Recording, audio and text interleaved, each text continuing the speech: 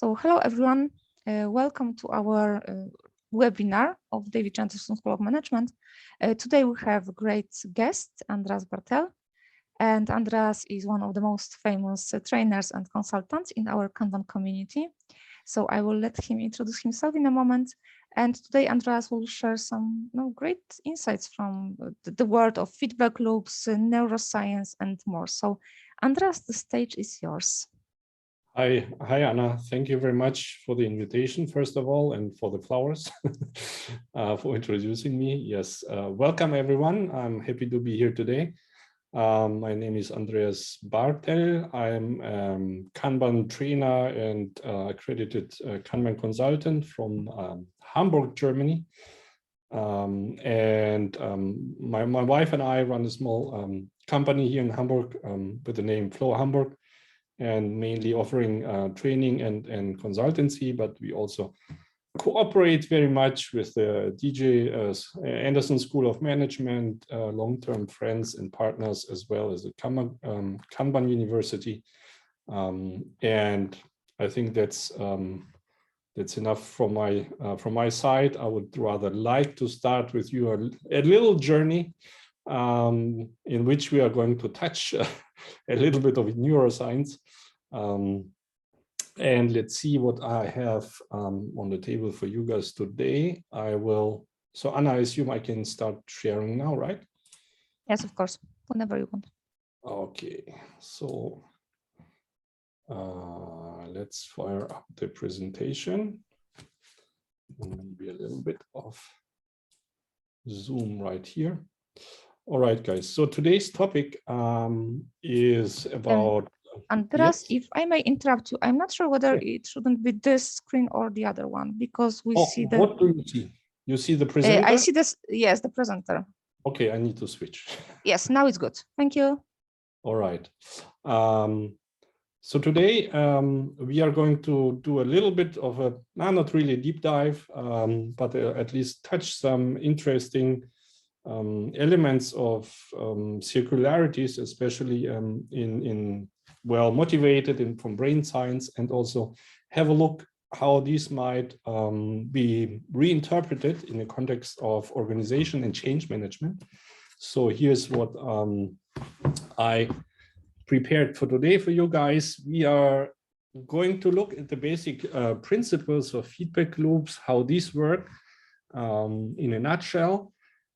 Then we are going to have a discussion and a deep dive into motor control, for the reason that these are, well, one of the most complex feedback loops we can encounter, and see how this is all working, and especially also have a look what happens if the feedback loops inside the human brain do not work as expected. And from that, we are going to look at dysfunctions in the brain, as well as what would that mean in organizational context, before we have the wrap up and some maybe some recommendations and some motivation to deal with this topic of feedback loops and try to apply that in organizational development. So as maybe lined out in the in the description of this presentation or webinar, here's like the basic line of thought I have for you guys. So let's assume that we have organizations, and organizational survival is usually determined by some sort of capability to move. We can also summarize that the capability of make decisions and act in an environment that is usually changing quickly. So it's dynamic in a complex environment. So for that, for survival in that context, we need the organization to develop some sort of, and I use here the metaphor of actually biology, brains, to have control over the organization itself. And of course, we need feedback loops to coordinate all the interactions with the external environment, and also with the internal parts of the organization. So if we look at these assumptions, we can also state, well, if we observe dysfunction in organizational behavior or movement, how do these correlate with the functions of feedback loops? Maybe that's even equal. And if we study this function, how can this help us to improve the feedback loops? Right. So let's begin with really the basics of, well, we could call it cybernetics or feedback loops and the basic principles. And we start with something we might be familiar nowadays with all the climate issues. And we have in this picture two parts. We have the climate and the bear. Now you may ask yourself, is there a feedback loop inside this picture? And if we look at the details here, well, no, not really, because it's a linear relation between two parts. And we might even argue that P1, part one, the climate, usually dominates the bear, because to our knowledge and understanding, the bear does not influence the climate itself. So that would be a unidirectional relation between two parts and is not a representation of feedback loops. What we need to add is something different. So let's look at the same picture if we have climate and humans. Right, what is here? What the difference is to the previous picture is that we have now a dynamic relation between two parts. We have the climate, and when we have the human. And nowadays we know pretty much well that, well, of course, the climate has an influence on the humans, but the humans also change climate, right? So that would be a dynamic relation with interdependence between two parts. And we have, in this case, circular causality. It's not unidirectional anymore. And this is basically the whole principle behind feedback loops. And now let's look at some, system thinking that case from Peter Senge. I hope I pronounce it correctly. So he's saying that in general in system thinking, it's an axiom that every influence is both cause and effect, and nothing is ever influenced in just one direction. And this is basically the whole essence of feedback and feedback loops that we want to take a closer look now. And for that, we are going to look, how do the feedback loops behave under certain conditions? And we are starting with the feedback properties. We can call it polarity. Maybe you're familiar with that usually, depending on the polarity of the feedback loops, we can have two different feedback loops relation. So one is a positive one and the other is a negative one, as it's called. And let's have a look what happens if we have a relation between two parts, and we call it a positive reinforcing relation, and it's a deviation amplifying. That means that if P1 increases, and that's becoming the input for P2, and P2 will increase as well and have a similar effect on the first part. So that means that both elements in this loop can either go up or go down. And this is called a positive feedback loop, as in reinforcing relation between two parts. And if you look at the right-hand side, we have a negative feedback loop. It means it is stabilizing. And usually this stabilizing is a goal-seeking behavior. What you don't see in these pictures yet is that deviation counteracting feedback loop usually some sort of oscillate around a set goal or something like that, right? So they may deviate, but usually they come back and stabilize in some sort of manner. I will show you a couple of examples next, so we have a better understanding what it is. Let's have a look at the examples of positive and negative feedback loops.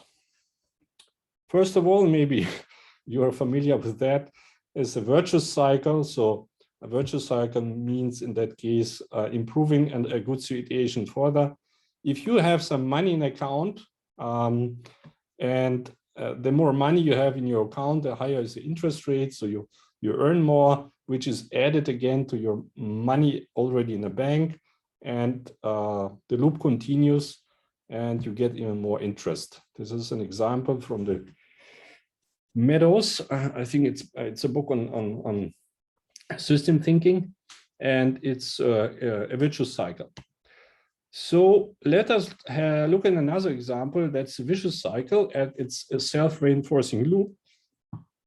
And it's coming from the famous book, Thinking Fast and Slow. It's called Confirmation Bias by Kahneman. And it's a relation between belief in compatible information. And Kahneman is stating that contrary to the rules of philosophers of science who advise testing hypotheses by trying to refute them, people usually seek data that is likely to be compatible with your own beliefs. So imagine, right, even in currently in our world situation, that you have a particular belief, right? And you're trying to find information that is usually compatible to your belief, which will strengthen your belief on the other hand, right? So this is a vicious cycle, and it's called confirmation bias. Let's look at the virtuous cycle. In that case, really famous example as well is the predator-prey feedback loop. It's a negative feedback loop because it's a stabilizing or goal-seeking feedback loop. In that case, that increased prey leads to increased predators. I think a usual example would be like in Africa, gazelle and cheetah, right? The more prey you have, the more predators you get, but at some point, right, it will reduce the prey back to its original value because the predators basically consume or eat the prey, and it's a stabilizing feedback loop. In that case, it's a virtuous cycle. And last but not least, I would like to present the last vicious cycle, which is very similar to what you've seen before, but is has a negative effect. In that case, it's I don't remember the country exactly, but it was in Africa. So it's called the revenue trap, a vicious cycle. So the implementation of rolling blackouts, it means scheduled outages of electricity, decreases people's payment morale in that country, which in turn increases the rate of rolling blackouts because they have less revenue, and it has an impact on how they produce electricity and provide electricity to the people, which in turn again reduces the payment morale.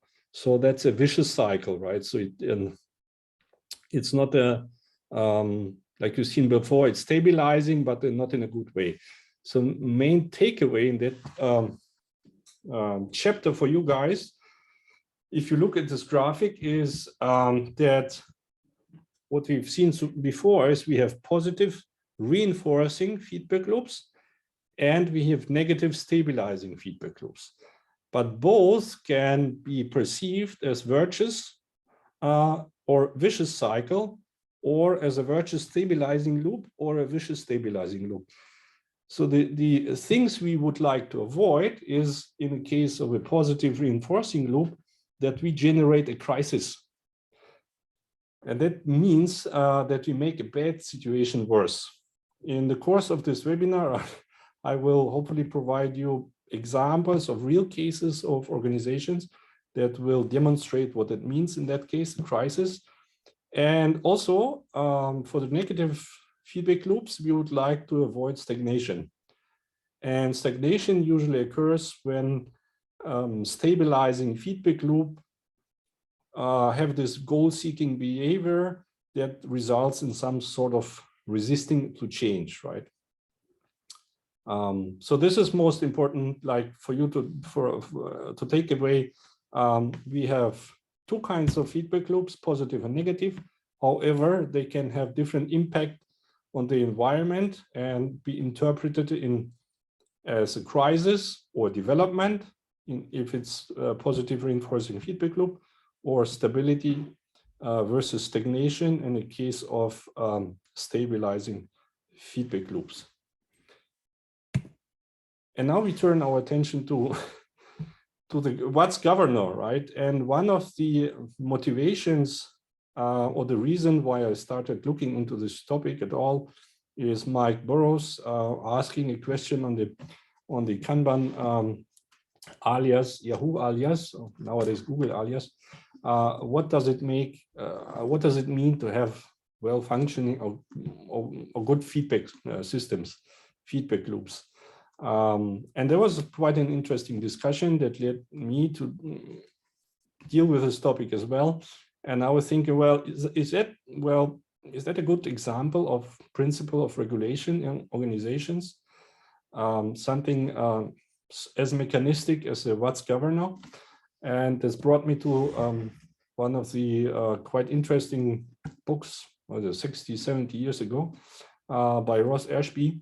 And his statement, you see here, what sort of thermostat could, if assembled in random, rearrange itself, its own parts to get itself stable for temperature.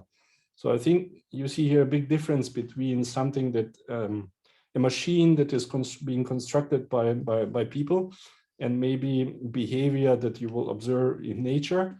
And there's a fundamental difference that the machines we create usually, I say usually, are not able to rearrange themselves in a way that will improve the situation. And that was my motivation to do a deep dive into a topic that I've been dealing with during my studies in university as a cognitive scientist, and actually majoring, I'm a master in neuroscience and AI. So this is kind of like, I remembered something that I learned.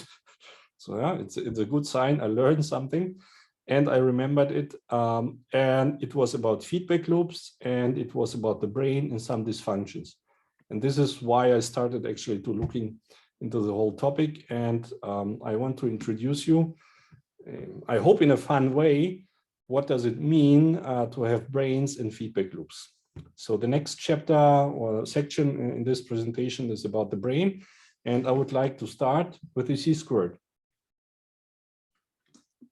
And the sea squirt is a really fun animal. It starts off as an egg in the sea.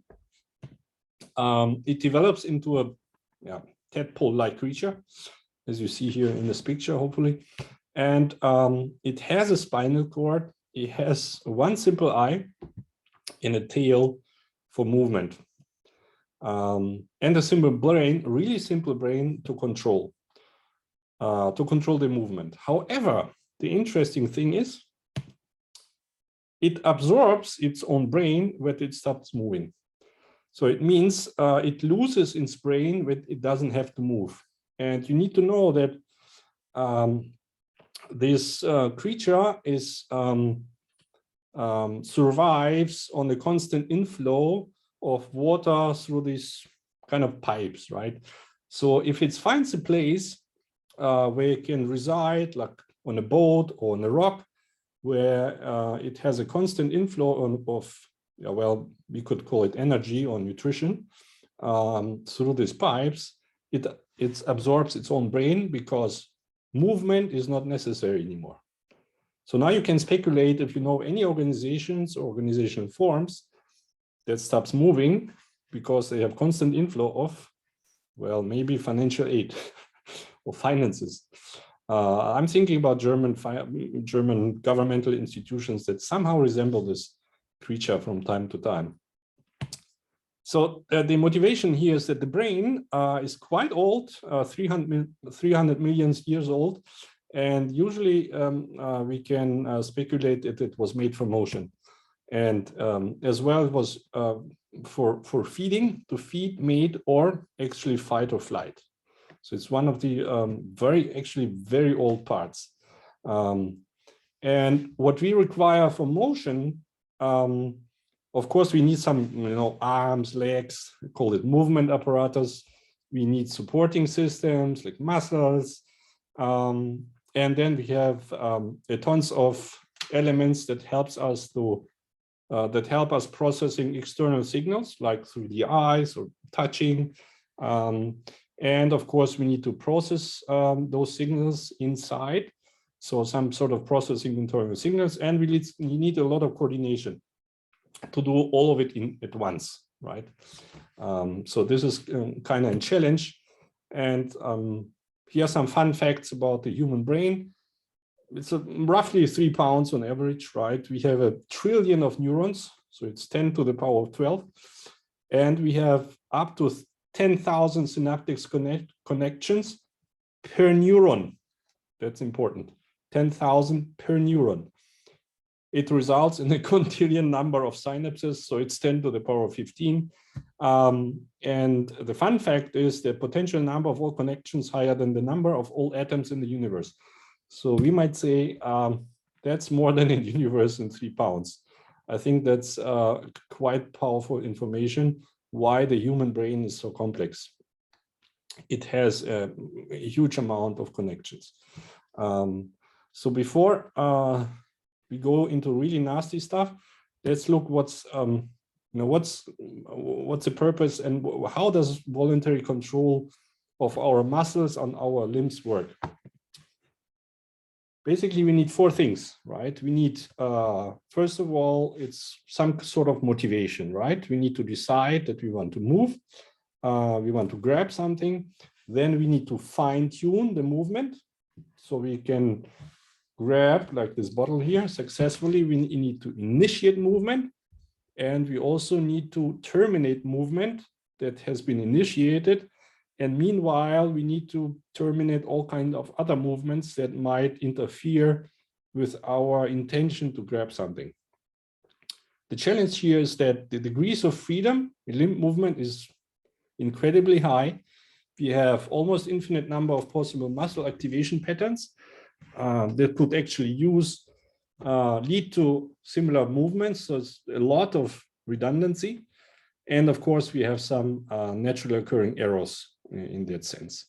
So a word of caution, what you will see in the next, I think, dozen, maybe 2 dozen of slides.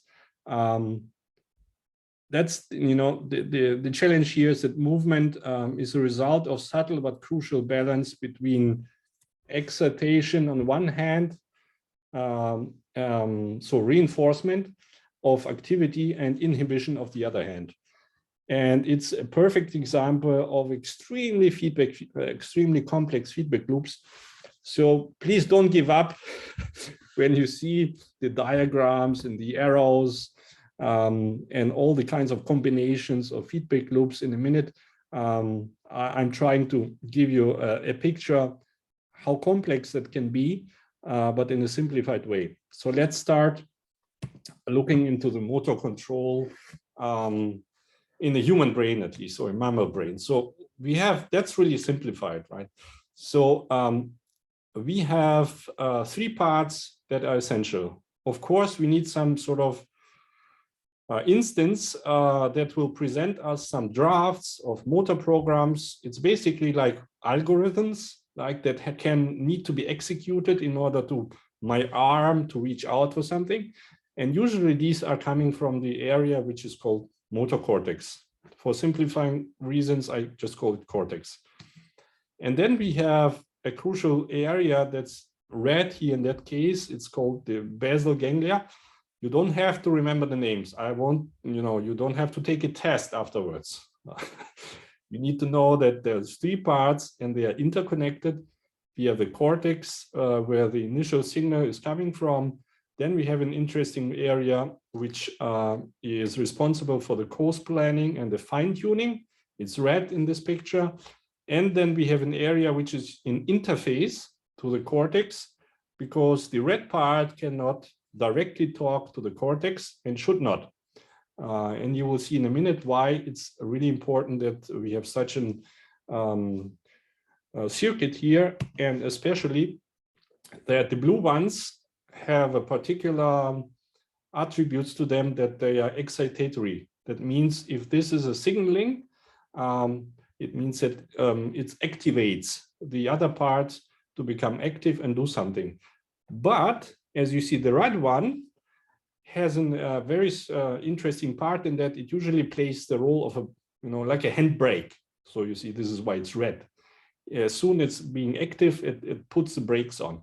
So let's see how that works for actually initiating movement or even avoiding movements. The only thing you need to understand here is that we have two different types of connections between brain areas, and usually they are either excitatory, these are the blue arrows, that means they reinforce activation, or they are inhibitory, that means they are dampen activation, so they reduce activation. And how does both types interplay? Let's explore that. So as mentioned before, you have this big instance, which is the big cortex, and it is connected with the interface. And usually the interface, which is a thalamus, has a projection to the cortex, which is there to stimulate movement. That means movement can be executed. However, it is being suppressed by an output area, which is red in this case. And this one has inhibitory projections to the interface. That means it's constantly on the brakes. As long as output 1 is active, the interface cannot communicate with the cortex. So if you want to stimulate movement, what do we need to do? So let's see. We add another element. It's the input element in the whole big part of basal ganglia. And you can imagine it's like a hallway. And since it's like a hallway, it gets like in a lot of information from the cortex. In that sense, if as you see, the arrows are blue here, if they are getting activated, what is happening is that this red part, the input element, is basically stepping on the brakes. And stepping on the brakes in this case means that it has an inhibitory connection to the output 1. And what happens is it knocks out the handbrake. It releases the brakes, and communication can flow back to the cortex, and movement can be executed. Now, we need to look at, because human movement is kind of complex, if I to stretch my arm, I need to initiate movement someplace and inhibit movements or activation of muscles someplace else. So we need both things. That means we need to look at how do we suppress movement? So how do we avoid movement that is not intended? Again, we have here two areas, the cortex and the interface. Like before, they communicate, but we want to prevent this communication. That means signals coming in from the input element to the input element. And now, instead of going through output area 1, they take a turn and they go to output area 2. The exact name is not important here. What you see here, you see two negative or two inhibitory arrows in one row. That's like in math, you know, inhibitory and inhibitory means disinhibition. So the opposite may be confusing, but what happens then is that the STN area is getting activated, as it's a blue one, because it's not being inhibited anymore, and it excites the output area 1, which basically means step on the brakes. So you pull the handbrake again, and you suppress any activity from the interface to the cortex. That means the movement that was coming in from the cortex is not being executed anymore. So in that case, you see there's a multiple different loops, and some sort of they are interacting between inhibitory and excitatory connections, and by that cause entirely different effect of information processing. So you knock out the interface and there's no movement anymore. So here's a summary of it. We have the direct pathway that goes directly to the interface. For that, you stimulate movement, you actually execute, right? And then you have an indirect pathway. Spare you the details again. If information is going through an indirect pathway, it's usually suppressed. So on one hand, on the left-hand side, you have a move decision, right? Positive feedback loop. And on the other hand side, you have the don't move decision. It's a negative feedback loop. However, something is missing here. We need to talk about how is it determined that movements are turning the one pathway or the other. And for need, we need something, and it's one of the famous neurotransmitters. It's dopamine. Probably many of you know that's something related to happiness and reward systems, and that's exactly what happens here. And we see what the effect of dopamine as a messenger element in that case has on the overall system. Once again, this whole picture of every element that we need to either execute or avoid a movement. And now we get in another part in the whole play. I just call it initiator. What the initiator does is projects dopamine into the input element on certain occasions. And what that leads to in effect, because inside the input element, and let me grab a laser pointer here for you guys. Can I use it now? Yeah, I hope you see it. You see here different receptors, and depending where this messenger element is docking to, you have two different effects. One is, the blue one here, is to facilitate transmission, so to increase, like a positive feedback loop, and the other one to inhibit, basically they dampen to the information processing. And what happens here are two things simultaneously. Basically, you release the brakes, and then you knock out the SDN. So basically, you expedite things. That means if a strong signal coming in, you knock out the brakes and you step on the gas.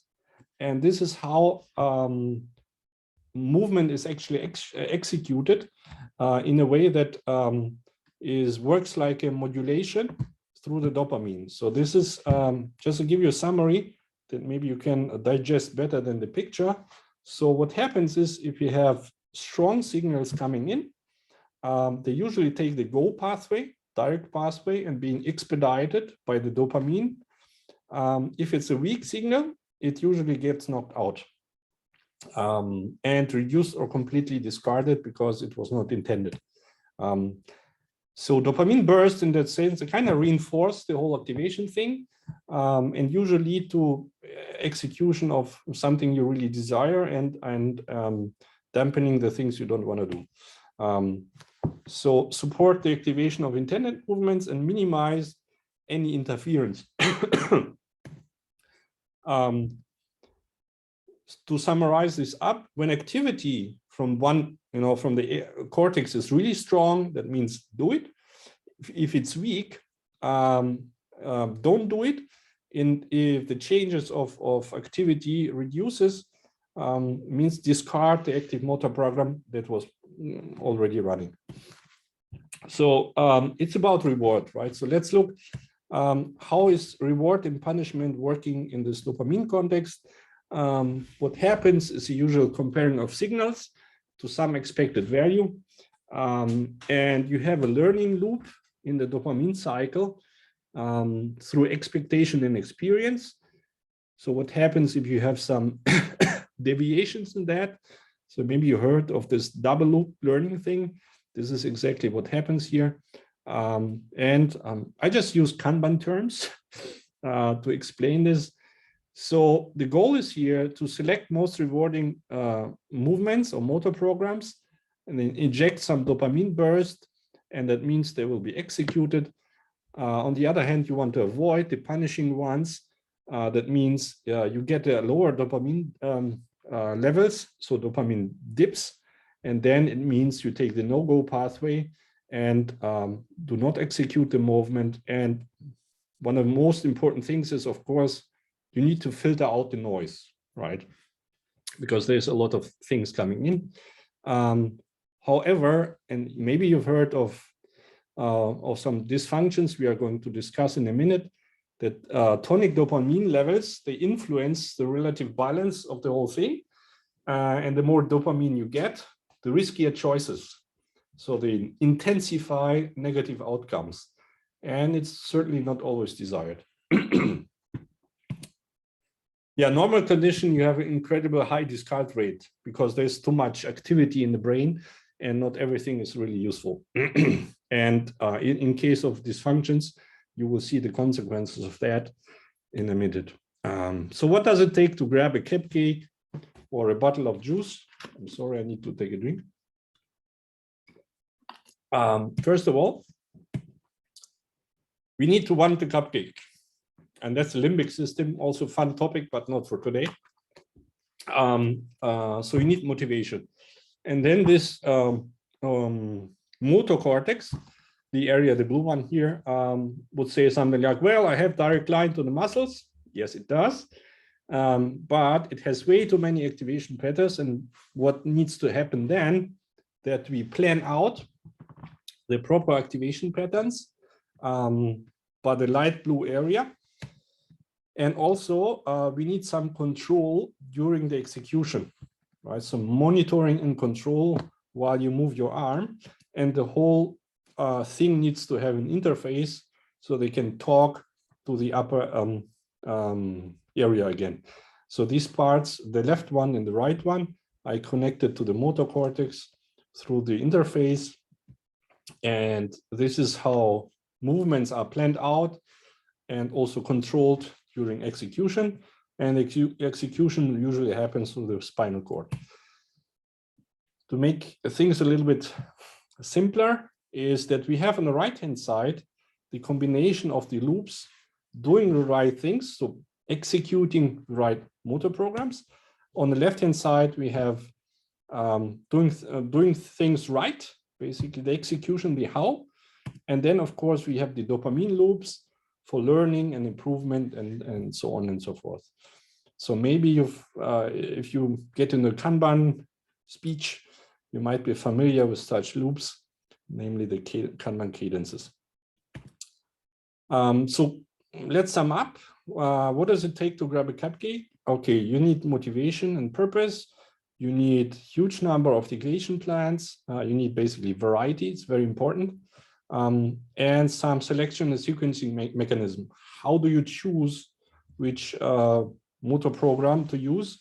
And you do it with dopamine, with the help of the dopamine, and also with the help of the interplay between positive and negative feedback loops that you can actually select on the fly with the help of dopamine. You need detailing out the plans, and then, of course, execution and regulation during the actual movement. All right, that's again some motor control summary. Important takeaway here is that you need, to achieve the balance, you need to use both loop types. One is the positive loops for reinforcing things, and also some negative loops for stabilizing things. And you hope you remember the interplay between the inhibitory, so disinhibition, then you activate something else. So it's kind of complex thing, but it's very important for smooth motion. And you need, of course, a messenger. In that case, it's dopamine to modulate and regulate the things on the fly. I want to show you an example of how this actually happens with humans. This is these are some parts of an excavator, and this is actually Lego from my son. And he got it, I think, at the beginning of March. He's nowadays 1.5 years old, and he trained to assemble this for 2 weeks, I think. And I would like to show you. And Anna, you help me out if the animation is not working, or the video. I want to show you how this looks actually in practice. I hope you guys see the video. Yes, we do. Right. So you see he's quite sophisticated after 2 weeks after training, but the grabbing and the assembling of where the operator would sit is not that smooth yet. Right. So you see there's lots of going on, something he learned over the past. Dopamine levels work right, but for bigger parts, he's not there yet. So he needs a little bit more training to execute programs that are appropriate for the bigger parts. So he could actually learn also to assemble more complicated elements of this excavator. And for me personally, it's fantastic to see brains evolving in real human, in the kids when they learn and try new things out. So I would like to close this how motor programs work when they are functional with this tiny video that you see how humans actually execute it in practice. Before we actually go and have a look, what happens if those elements that you have just experienced are broken? And for that, guys, I brought you two of the most prominent diseases or dysfunctions in motor control. It's Parkinson, and the other one is Huntington. And they are both related to some death of cells in different areas and the loss of information messengers or neurotransmitters in different areas, and how they affect the human movement. So basically in Parkinson, and you have problems initiating movements, and you have problems terminating something started. And this is why all this tremor is coming from. On the other hand, that's a Huntington disease, and it usually leads to something you would have very significant problems with suppressing unintended movements. You would get reduced muscle tone. This is where you think people are, just moving spontaneously with the limbs because of some dysfunctions inside the cells. And we are going to shortly look what happens, right, in Parkinson on the left-hand side. Maybe you remember, and I'm going to put my laser back. We talked about this initiator area, and in Parkinson disease, the cells are dying here, so they have problems injecting dopamine in the input element that leads to higher activity of the STN and basically putting your foot on the brake, right? So you would have significant issues to initiate your movement or terminate something that is ongoing. On the other hand, you have death of cells in the input element itself. And in that case, I'm sorry, you would knock out actually the element that would be responsible for putting the brakes on. So what you have, you could almost call it a reinforcing loop from the cortex to the thalamus and back again. So this is why you would have serious difficulties to suppress something that you haven't intended. And these are the two famous diseases that are responsible for dysfunctional feedback loops in the whole motor control. So we might categorize these dysfunctions as difficulties to either initiate or terminate intended movements, or actually to suppress unintended movements. And both damages in the same loop, but through the imbalance of excitation and inhibition, they have different effects on human movement. So, my dear friends, so what, right? We have seen now how very complex the feedback loops can operate human movement. We've also seen how damages to these feedback loops lead to dysfunctions of movement and control. And now I'd like to give you a couple of examples. What does it mean if we would observe something similar in organizational context? And usually large-scale examples. And one of the interesting topics here is that actually this phenomena have been studied now for quite some time, and the authors of this paper say that circles explain organizational destruction better than any other process. If we want to know more about the dynamics of self-destruction of organizations, we should look or start looking into vicious cycles. So let's us examine a couple of vicious cycles. In that case, I have two.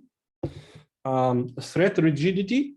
That means that your inability to alter your response in the face of environmental change. That means the stronger the threat, the stronger is your dominant response, and the greater becomes a threat again. So you have a vicious cycle here of threat rigidity. On the right-hand side, you have a vicious cycle of escalating commitment. And maybe this is something you guys can more relate than with the brain science stuff. That is, the stronger the commitment on the one hand, and in the face of declining performance, interestingly, it has a reinforcing effect on the commitment. So maintaining or increasing commitment to a goal despite considerable uncertainty about it wasn't a good idea in the first place results again in stronger commitment. This is a vicious cycle of escalating commitment. I have two more for you guys, which we are also going to explore in the context of real organizations. The first one is the success trap. This is the reliance on past experience that will inhibit your ability to change, which again, in turn, will reinforce your reliance on past experience. So the success trap is the organizations come to over-rely on their own past experience and do not adjust to new demands and challenges. And on the other hand side, on the right-hand side, you have vicious cycle of overemphasized collaboration. That sounds maybe controversial, but I think it's quite interesting that if boards that overemphasize collaboration fuel groupthink, right, as threat rigidity, you heard it in before, as escalating commitment foster even greater collaboration in a vicious spiral.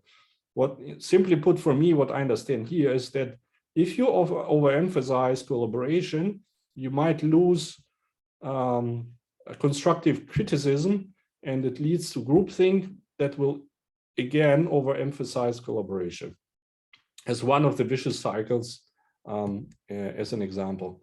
And last but not least, the vicious cycle of bureaucracy is actually one of the most famous ones that organizations or that attempt to bring about some change, for instance, raising productivity, they implement all kinds of things. It might be KPIs, might be supervision. So basically some increase of formalization, unfortunately, that leads to apathy or inertia. And again, that will reinforce the organizational attempt to increase formalization in a hope of getting out of this loop, but it has the contrary effect. So that's called the vicious cycle of bureaucracy. I have an example for you from an interesting article I read about the GM's history. And this is an example from GM parts plant. So management make a decision to support suggestions made by the blue collar blind workers in the factory, which in turn, so they basically signaled your suggestions are very welcome, go ahead, provided training to the workforce, and what they received in turn, of course, workers responded by providing a flood of suggestions. However, the workers kind of expected some responses to what they suggested and hoped for that would basically drive even more suggestions, but the opposite happened. What management did, it did not assign anyone to actually deal or look at the suggestions or respond in some way to the suggestions that the workers actually made. And it has a contrary effect on the whole system. Basically, the workers soon reverted to past patterns, feeling betrayed and unhappy, and basically knocked out any activity in new behavior and experiments, despite the management continued to signal that suggestions are welcomed, but not actually dealing with the suggestions. And by that, I hope you can relate to the complexity, what decisions are sometimes made in parallel that support something, but on the other hand, knock out the good intentions. And that was actually a described case in one of the GM parts plants during in New Jersey during the 90s. GM, we will hear about that more in a second. Exactly now here, the decline and fall of GM. So one of the issues, this is just one potential explanation of GM, was that it appears the GM enormous success, it has been dominating the American market for many years, led to its denial to the threat posed by foreign competition, basically the Japanese automakers, for over a decade. So we have now here a vicious cycle of past success, namely the reliance on past experience and the inability to adapt to change in face of facing actual threat in the market. And maybe one of the most famous or most spectacular, in that case, mistakes in business history has been done by Kodak. Kodak has been dominated the photo camera industry for many years. It was very profitable because of margins ranging around 60–70% or on actual on the films inside the cameras. So that was only possible because they were so obsessed with the quality of the films. However, in the arrival of the digital photography, they made a huge mistake in the sense that they were not able, right, to let go their past capability in their domain and actually invest in something new. But maybe you've heard of it, on, I don't know. Kodak was actually the first company that invented digital cameras. Their digital cameras were first implemented on the moon mission and made photos in space.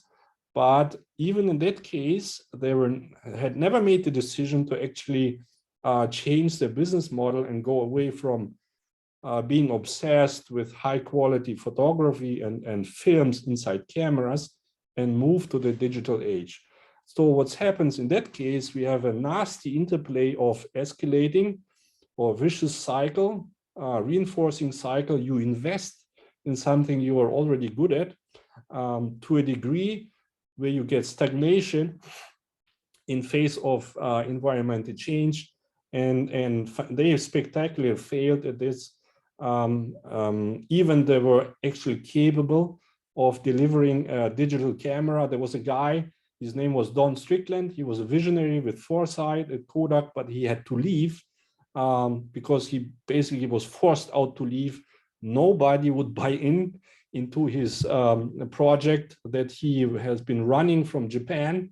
I think it was Yokohama instead of Rochester. And once the board of directors get to know what that Don was really driving a digital photography project, they basically killed it. It was beginning of the 90s. So Kodak had all the capabilities and insights and knowledge and understanding of the market, but they just decided not to do it. And I hope you see here that in a human context, in organizational context, whatever your feedback loop is, people can manipulate it, they can change it in the way they think that's appropriate. And that's one of the traps with feedback loops.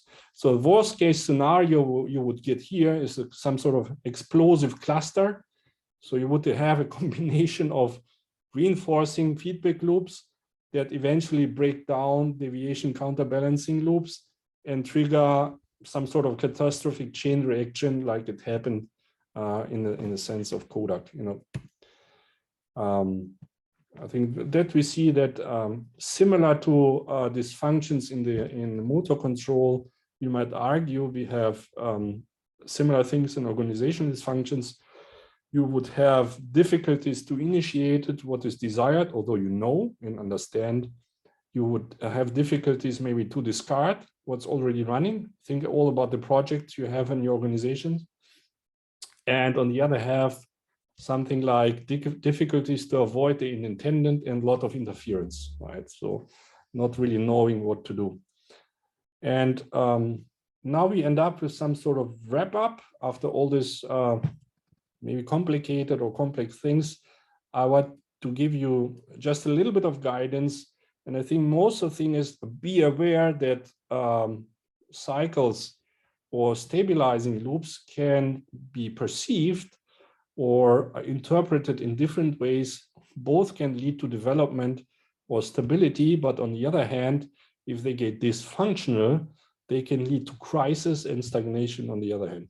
And the challenge here is that we indeed have really difficulties to track organizational problems, to analyze, manage them, and change for the endurance of the feedback loops.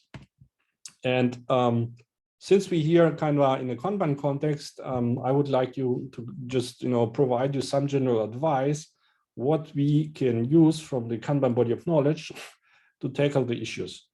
I think first of all, we need some, I assume, a network view for organizations. Usually people avoid looking at things like networks because it's easier to understand like chains than networks. So for that is a kind of very useful thing, the Kanban lens, that we can look at organization as networks. On the other hand, we need a model of reality in order to understand who is actually connected to whom and how is the work flowing, right? So we might implement Kanban systems and use static for that to model the reality and start understanding it.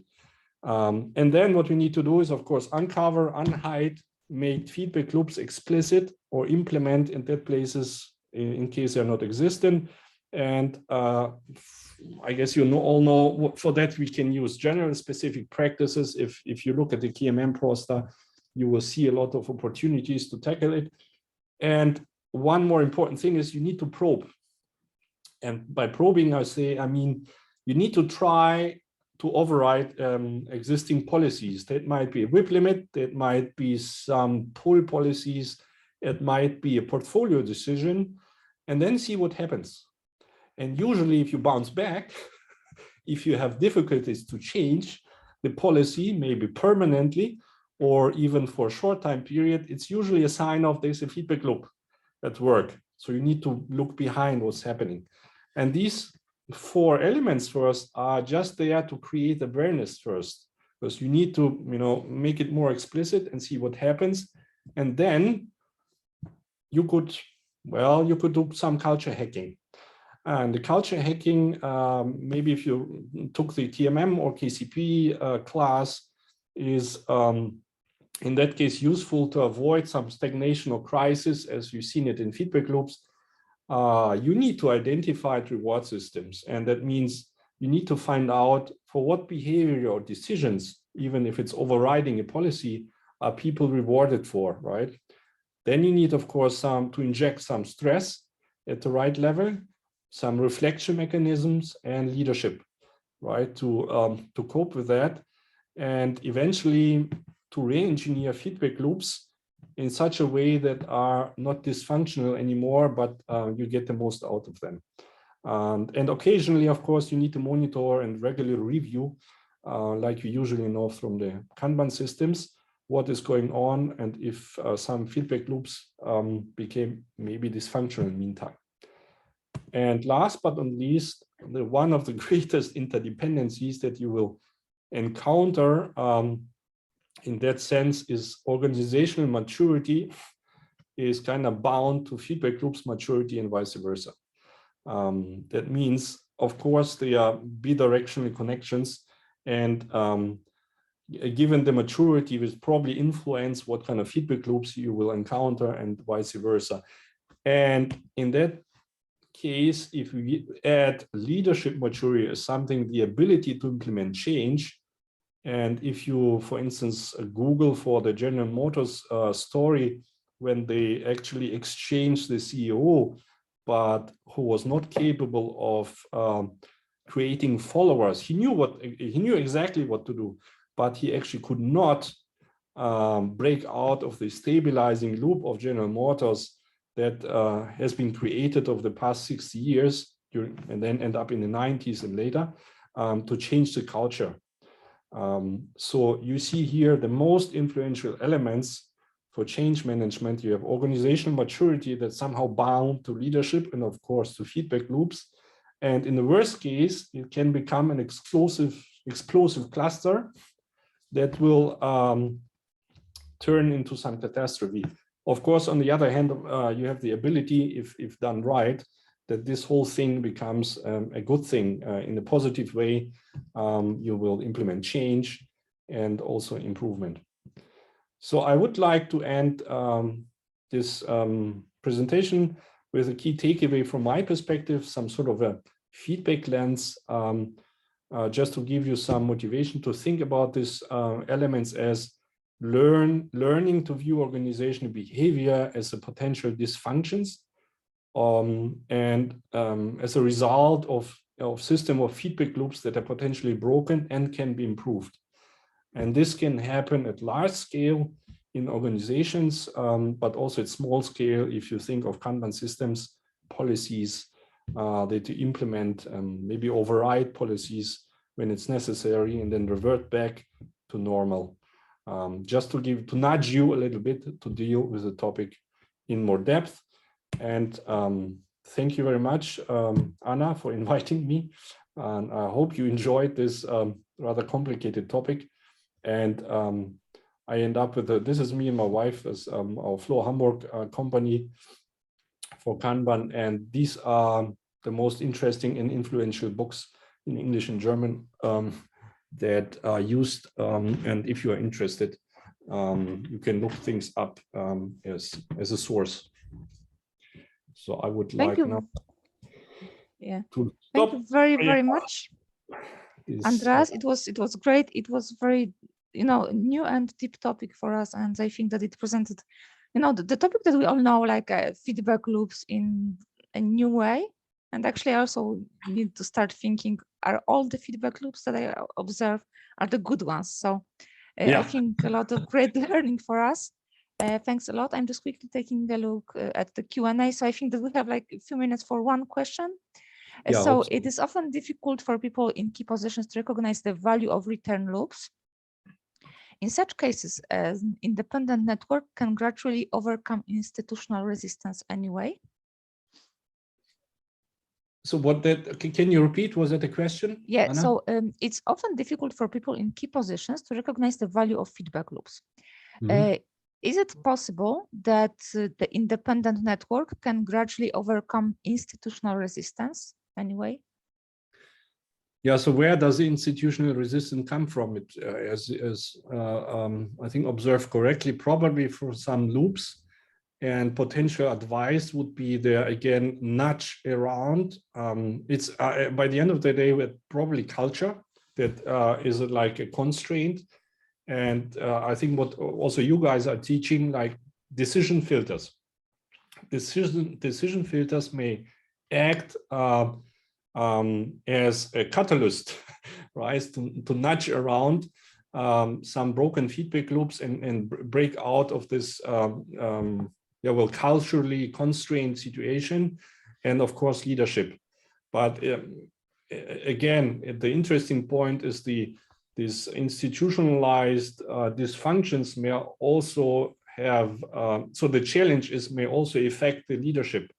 So you need really strong leadership and capability, and also resources and buffers to actually deal with such situations, so the leaders don't break, don't become captured by their own environment. That would be my really short answer to the interesting question. Okay, so thank you very much one more time. Thank you very much to all of you who attended the webinar. Thanks for your time and attendance, and you're interested in this webinar. It will be available in a few days on our YouTube, so you can rewatch it. For sure, I will rewatch it. Thank you very much. Take care. I wish you nice the rest of the day, wherever you are, and see you soon. Bye-bye. Thanks a lot. Thank you.